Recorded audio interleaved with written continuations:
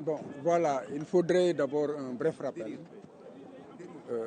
Vous savez que depuis pratiquement 2 ans, un Sénégalais a subi toutes les violences d'État possibles et inimaginables.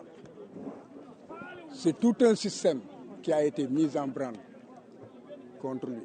Il s'agit d'Ousmane Sonko, simplement parce qu'il incarne un destin et un programme, non seulement sénégalais, mais panafricain.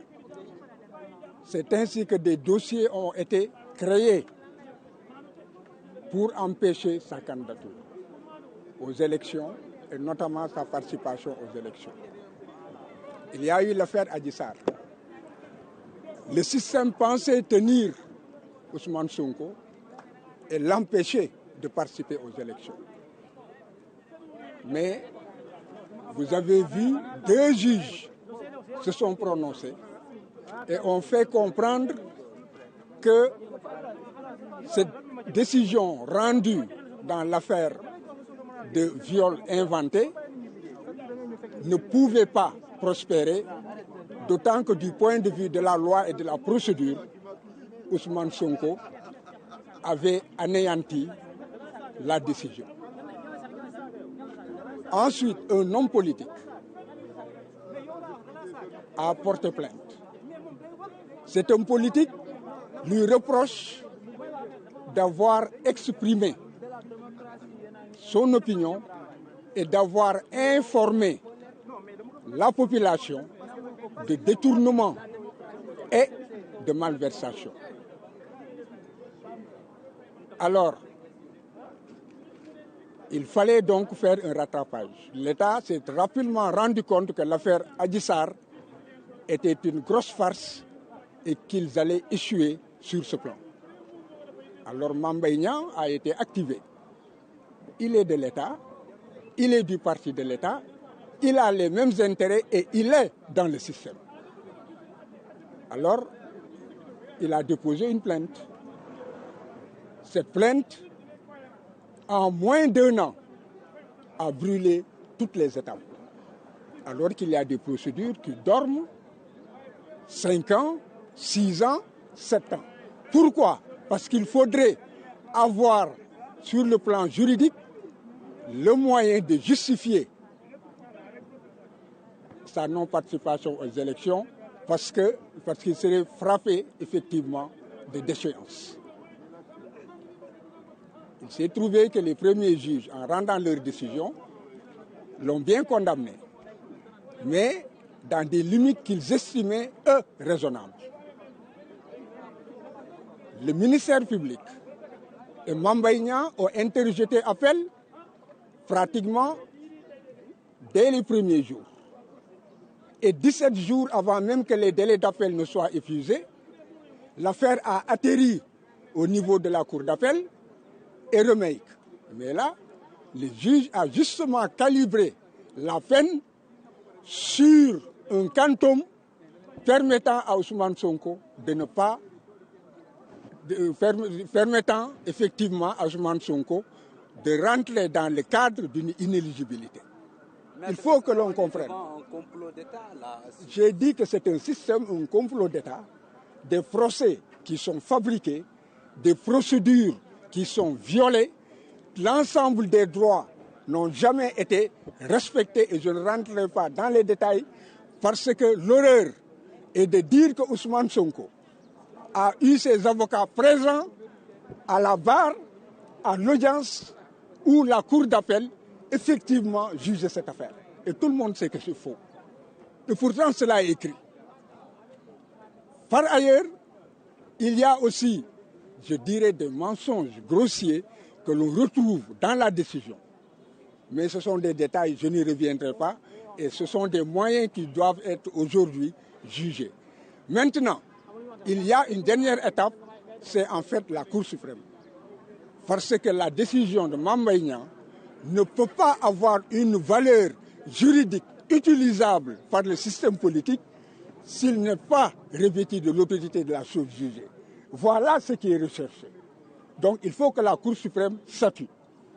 Et c'est la programmation d'aujourd'hui où la Cour suprême devait en fait se prononcer.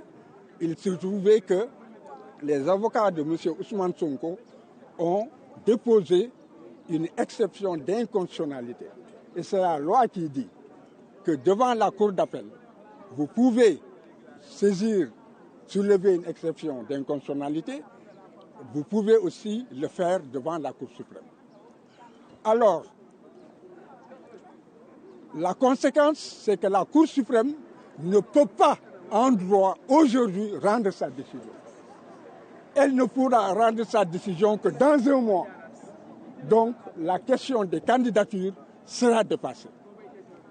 Et c'est pourquoi, aujourd'hui, tout le monde est en alerte pour savoir est-ce que la Cour suprême va respecter la loi sur le Conseil constitutionnel, sa propre loi organique, sa propre jurisprudence, où elle dit que si, au cours de l'instance, une exception d'inconstitutionnalité est soulevée, elle vérifie seulement sa compétence, la recevabilité du recours formé devant elle, puis, après cela, elle a l'obligation de surseoir à statuer et de renvoyer le dossier au niveau du Conseil constitutionnel. Et le Conseil constitutionnel aussi, dans sa jurisprudence, a dit que la Cour suprême doit veiller à vérifier ces deux éléments, la compétence et la recevabilité. En dehors de cela, elle n'a aucune compétence. Donc, moi, en toute honnêteté, je ne sais pas, je ne connais pas cette procédure actuelle qui, en fait, est en cours. Parce que joindre l'exception au fond, cela veut dire que tout sera examiné par la Cour suprême. Alors que la Cour suprême a déjà examiné sa compétence. Si, en fait, elle ne l'avait pas examiné, l'audience ne serait pas tenue par une simple ordonnance. Elle aurait effectivement évacué la question. La Cour suprême a réglé la question de la recevabilité du point de vue de sa loi organique. Parce que si, en fait, il y avait la déchéance ou la forclusion, la question de la recevabilité du recours se posant par simple ordonnance, la Cour suprême aurait effectivement notifié aux parties la déchéance ou la forclusion. Elle ne l'a pas fait. Donc, du point de vue procédural, aujourd'hui, la Cour suprême sait que ces questions sont évacuées et qu'elle devait, après le rapport, entendre les parties sur l'exception d'inconstitutionnalité et maintenant renvoyer devant le Conseil constitutionnel en sursis avec un sursis à statuer. Donc, pour l'instant, les avocats de M. Ousmane Sonko ont plaidé. En ce qui me concerne, je ne suis pas entré dans le fond, je m'y refuse, parce que du point de vue de la procédure, pour moi, c'est une absurdité. Et c'est un piège aussi à con. Elle doit se prononcer sur l'exception et on saura quels sont ses arguments. Maintenant, il y a une pause, ce seront les avocats de la partie civile. Ensuite, le ministère public, il n'y aura pas de réplique.